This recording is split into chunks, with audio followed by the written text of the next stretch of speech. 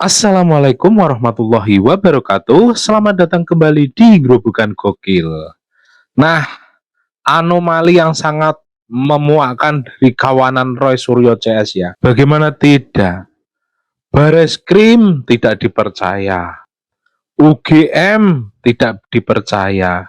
Nanti kalau kasusnya naik ke pengadilan, ya mungkin mereka-mereka tersebut juga nggak akan percaya sama pengadilan tersebut, membuat narasi aneh-aneh dan meminta tolong kepada pihak luar. Hei kawanan Roy Suryo CS, kenapa Anda masih di Indonesia? Nggak minggat saja ke luar negeri. Kan yang dipercayai kan luar negeri, Amerika dan lain sebagainya. Pindah dong ke sana, supaya kehidupan Anda jadi lebih baik. Kan yang dipercaya luar negeri, nggak di Indonesia. Ngapain masih di sini? Pansos di sini, tiap hari seliweran di TV Indonesia. Harusnya kan pindah ke sana, biar seliweran di media-media asing sana gitu loh ya. Nah, mungkin saking jengkelnya rakyat Indonesia, ini Roy Suryo CS ini sampai di demo untuk tuntut Roy Suryo CS ini ditahan karena terus-terusan membuat gaduh soal ijazah palsu.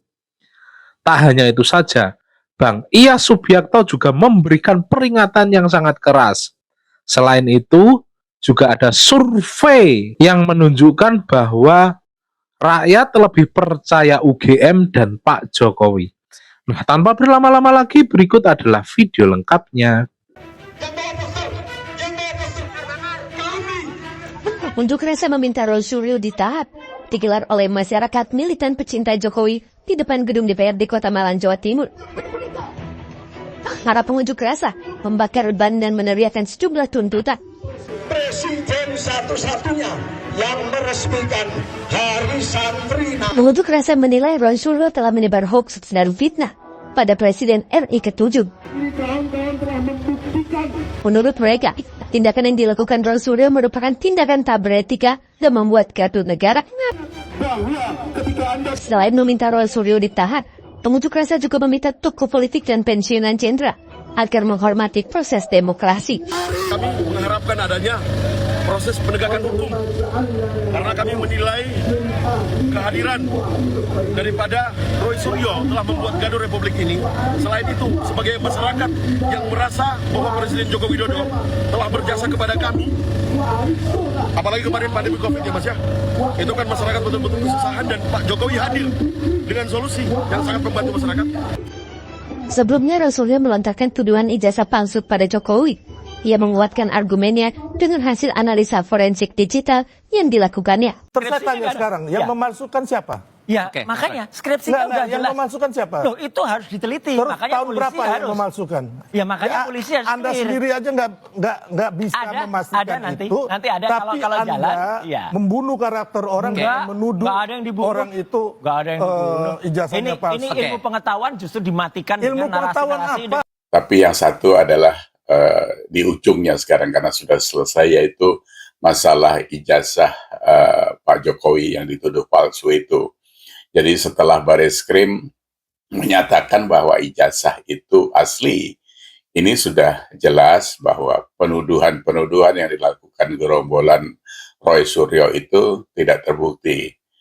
Dan memang sejak awal kita sudah merasakan itu, karena tidak mungkin seorang Jokowi dengan akhlak yang begitu baik yang kita nilai, sementara mohon maaf Roy Suryo sendiri pun sekarang digelari sebagai Mr. Panci itu kan karena pernah menjadi residivis karena kasus-kasus korupsi yang lalu. Sementara yang lebih menggelikan lagi adalah ada 3 sekarang itu yang sudah terbukti. Yang satu siapa kemarin pengacara yang sekarang sudah ditahan, ternyata ijazahnya sendiri yang palsu. Tifa juga begitu karena ada penjelasan dari dari bekas universitas yang pernah disinggahinya. Jadi di dalam kita harus garis bawahi, disinggahi artinya mampir sebentar saja gitu. Tidak pernah menulis skripsi dan sebagainya. Rismon juga begitu, karena setelah dicek ke Jepang, ternyata namanya juga tidak ada. Dan universitas itu tidak pernah merasa mengeluarkan ijazah S3-nya gitu ya. Ini kan sebenarnya gini, kalau kita lihat, tidak mengukur diri, menyerang orang dengan kebobrokan yang begitu tinggi dalam dirinya. Ini kalau kita lihat, memang sakit sebenarnya orang-orang ini. Tidak introspeksi, tidak mengukur, terlalu overconfidence gitu. Boleh overconfidence atau boleh confidence, tapi kan harus ada takaran yang jelas gitu. Sementara ini kan tidak. Jadi kita tidak perlu komentari lagi karena ini kita anggap orang-orang sakit. Semoga kita tidak ketemu lagi orang-orang sakit seperti ini. Sekarang kan katanya mau ke Dewan PBB segala macam itu. Jadi ini memang Indonesia ini unik memang ya. Jadi satu-satunya negara di dunia dan baru terjadi di sekian ratus tahun atau ribu tahun seorang bekas presiden ditanyain ijazahnya dituduh palsu. Itu baru Indonesia. Ini kalau kita kemarin amati ya memang ada framing-framing yang memang tujuannya adalah menjatuhkan marwah Jokowi gitu. Cuma karena apa ya? Tidak bisa karena tidak ada celah gitu karena. Jadi bukan sempurna Pak Jokowi itu, tapi orangnya begitu rapi. Ya, sejak awal dituduh anak PKI ya dia diam, anak Cina dia diam, bukan Islam bukan diam dan sebagainya. Nah, ini harusnya case close, kita serahkan kelanjutannya apakah Bareskrim terus menyelesaikan ini dengan konsekuensi yang harus mereka terima. Ini luar biasa. Jadi buat kita sebagai pelajaran bagi orang-orang yang waras gitu. Tapi kalau orang yang membenci Jokowi, tapi terus mencari-cari, masih terus mencari-cari. Itu pasti. Ini final dari dinamika tentang ijazah Pak Jokowi nih, Bang Heri. Oke, tentunya kalau saya dari sisi politis ya, karena kemarin juga baru merilis survei soal pandangan publik mengenai tudingan isu ijazah palsu kepada Presiden RI ke-7. Kami mendapatkan bahwa masyarakat sebenarnya lebih percaya kepada klarifikasi Pak Jokowi dan UGM. Jadi point view-nya dari sana. Di mana terdapat 76,7% itu mempercayai klarifikasi atau statementnya Pak Jokowi, apalagi kedatangan beliau ke Bareskrim. Kemudian 73,11% itu juga percaya terhadap statementnya UGM. Dan publik juga mayoritas menganggap bahwa langkah yang dilakukan oleh Pak Jokowi untuk menempuh langkah hukum adalah dinilai tepat.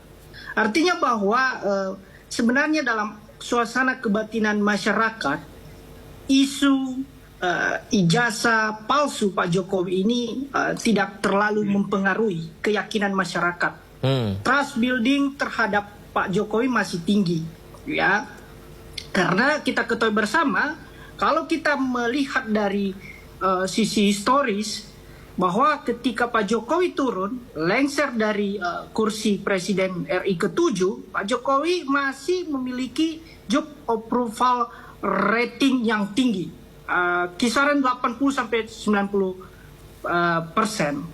Nah, kemudian kita ketahui bersama juga bahwa dari hasil temuan kami, Mas, ternyata ini masyarakat menganggap bahwa isu semacam ini adalah isu-isu politis. Jadi ada yang menduga ya, ini masyarakat hasil survei kami, mayoritas, bahwa ada yang menduga ini hanya manuver politik belaka dari orang-orang atau oknum yang dianggap memang berseberangan dengan Pak Jokowi secara personal. Tapi overall, kami memotret bahwa publik ini melihat Pak Jokowi adalah di jalan yang pas, tepat, dan benar. Kira-kira seperti itu.